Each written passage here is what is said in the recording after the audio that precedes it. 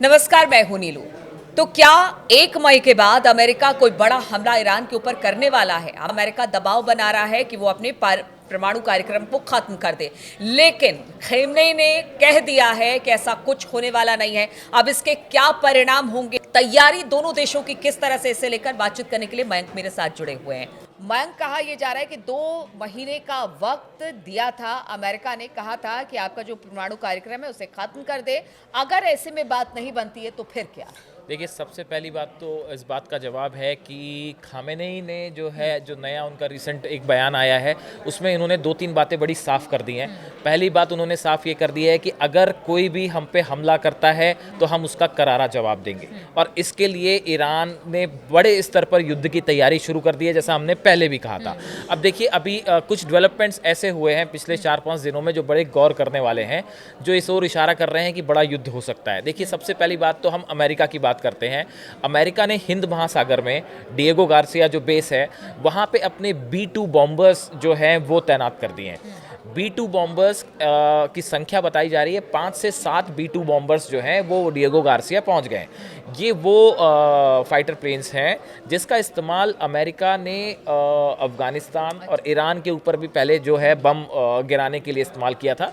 इससे nuclear bomb भी आप कैरी कर सकते हैं, और बड़े लेवल पे जब कोई अटैक करना होता है तो अमेरिका इन्हीं का इस्तेमाल करता है। ये खबर जैसे ही सामने आई, मीडिया में बाहर आई कि B-2 बॉम्बर्स जो हैं वो डिएगो गार्सिया बेस पे पहुंच गए हैं और ईरान पे बड़े हमले की तैयारी चल रही है, उसके जवाब में देखिए, पहले तो खामेनेई का बयान आता है जिसमें उन्होंने एक तरफ से सिरे से ये नकार दिया कि ईरान किसी भी दबाव में नहीं आएगा, ना ही वो अपना परमाणु कार्यक्रम जो है वो रोकेगा, ना अगर किसी ने हमला किया, चाहे वो अमेरिका हो, चाहे ईरान हो, इजराइल हो, मुंह तोड़ जवाब दिया जाएगा। तो खामेनेई इस बार थोड़े ज़्यादा गुस्से में दिखाई दे रहे हैं और उन्होंने अपना स्टैंड एकदम साफ कर दिया है। अब ईरान की तैयारी की बात कीजिए। अभी देखिए, कल जैसा पूरी दुनिया ने देखा कि ईरान ने एक अपनी मिसाइल अंडरग्राउंड टनल के अंदर बनी मिसाइल सिटी दिखाई। देखिए, ये मिसाइल्स जो अंदर थी उनकी बड़ी इंटरनेशनल मीडिया में बड़ी ज़बरदस्त चर्चा हो रही है कि जो मिसाइल्स वहाँ पे देखने को मिली उस वीडियो में, उसमें कई मिसाइल्स ऐसी थी जो कि अमेरिका और इजराइल के लिए बड़ा चिंता का सबब बनी हुई है। एक तो पहली बात देखिए कि जो ये मिसाइल सिटी जो दिखाई गई, इसमें जो चीफ ऑफ स्टाफ है मेजर जनरल मोहम्मद बाघेरी, वो सवार थे, और commander brigadier general Amir Ali Hajizadeh थे। ये जो है ये उस व्हीकल पे सवार थे। इनका वहाँ पे होना अपने आप में एक मैसेज था। इसके अलावा देखिए, जो मिसाइल्स वहाँ पे देखी गई उस टनल के अंदर मिसाइल सिटी में, उसमें जैसे फॉर एग्जांपल मैं आपको बताता हूँ, एक खैबर शेकन मिसाइल है। ये उस वीडियो में साफ साफ दिखाई दे रही है। ये मिसाइल का मैं इसलिए जिक्र कर रहा हूँ क्योंकि ये माना जाता है कि ये ईरान की वो मिसाइल है जो अमेरिका के जितने डिफेंस सिस्टम है, चाहे वो थार्ड हो, चाहे पेट्रियट हो, इसको तोड़ सकती है। इसको वो पार करके हमला कर सकती है। मतलब अमेरिका का डिफेंस सिस्टम इसको रोकना बहुत मुश्किल है। वैसे ही इजराइल का भी जो डेविड स्लिंग है या आयरन डोम सिस्टम है, वो भी इस मिसाइल को नहीं रोक पाते। और इसीलिए कहा गया था कि ये बताया जाता है कि जो पिछला हमला ईरान ने किया था इजराइल के ऊपर, उसमें इस मिसाइल का उपयोग भी किया गया था। इसका इस्तेमाल भी किया गया था, वो अंदर तक जा पाया, खैबर शेकन मिसाइल। और ये जो 180 मिसाइल्स जो ईरान ने दागी थी इजराइल के ऊपर, उसमें ये मिसाइल्स भी शामिल थी। तो देखिए, ये मिसाइल को वहाँ पे अपनी मिसाइल सिटी में दिखाना, ये ईरान ने एक बड़ा संदेश दिया है कि भाई, अगर आपके पास B-2 बॉम्बर्स हैं, आप B-2 बॉम्बर्स दिखा सकते हो और उसके ज़रिए हम पे दबाव बनाने की कोशिश कर सकते हो। तो देखिए, जवाब देने के लिए हमारे पास भी जो है, आपके पेट्रियट और थार्ड को जवाब देने के लिए हमारे पास भी मिसाइल्स हैं। अब देखिए, जो एक खैबर शेकन जो मिसाइल है, इसमें जो खैबर शब्द है, इसका भी अपने आप में बड़ा हिस्टोरिकल प्रेजेंस माना जाता है। कहते हैं कि काफ़ी समय पहले ये जो इलाका था, ये एक शहर था।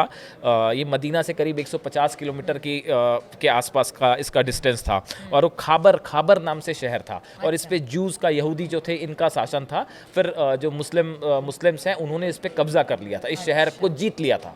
तो ये जो खैबर शेकन मिसाइल है, ये इसका हिस्टोरिकल एक प्रेजेंस है वहाँ से। तो इसको एक दिखाने का संदेश भी देने एक संदेश था ये कि ये यहूदियों पे जीत हासिल करने का एक सिंबल था।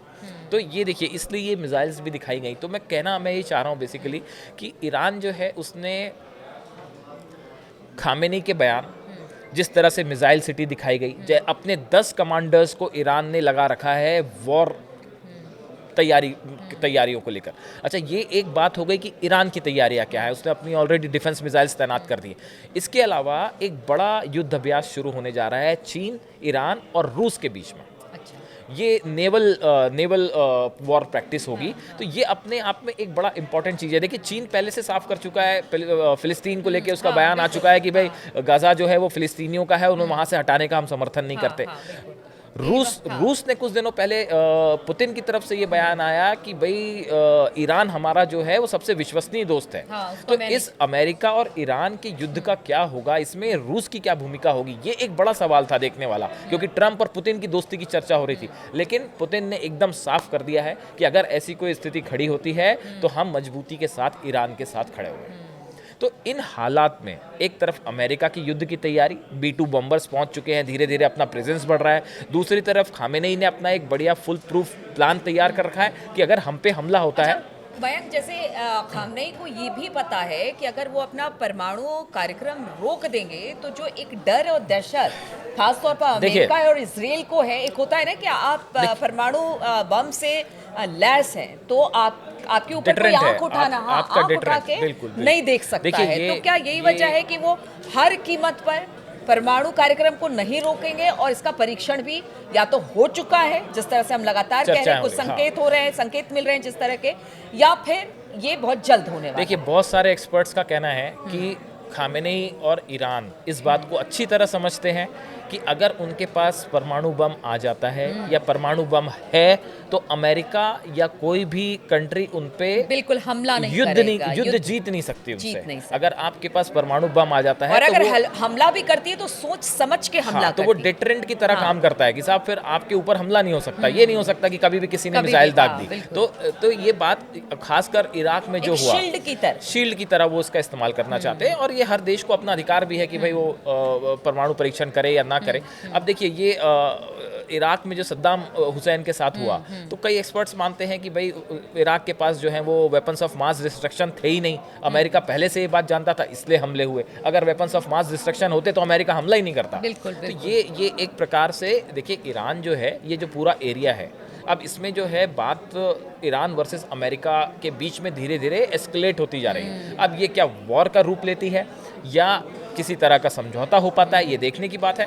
लेकिन ईरान की तरफ से ये बात साफ है, खामेनेई की तरफ से ये बात साफ है कि भाई हम किसी दबाव में नहीं आने वाले, हम अपनी विदेश नीति अपने हिसाब से तय करेंगे। और पुतिन भी खामेनेई के साथ खड़े हैं, चीन भी खामेनेई के साथ खड़े हैं। तो ऐसे हालात में अगले कुछ दिनों में ये पूरा मैटर क्या युद्ध की तरफ जाता है या किस दिशा में जाता है, वो अगले कुछ दिनों में पता चलेगा। बिल्कुल, तो ईरान अपने परमाणु परीक्षण या कार्यक्रम को रोकने वाला नहीं है, उसने ये बात साफ कर दी है। लेकिन अमेरिका का दबाव लगातार ईरान पर है कि वो अपने परमाणु कार्यक्रम को रोक दे, नहीं तो 1 मई के बाद जो समझौते की बात अमेरिका कर रहा था, अगर वो समझौता नहीं होता है तो इसके बाद क्या। आज चर्चा इसी पर हो रही थी और हमारी नज़र लगातार है कि क्या कदम अमेरिका उठा सकता है या फिर ईरान की तरफ से किस तरह से इसको लेकर तैयारी चल रही है। लगातार हमारी नज़र बनी हुई है, आप बने रहिए हमारे साथ।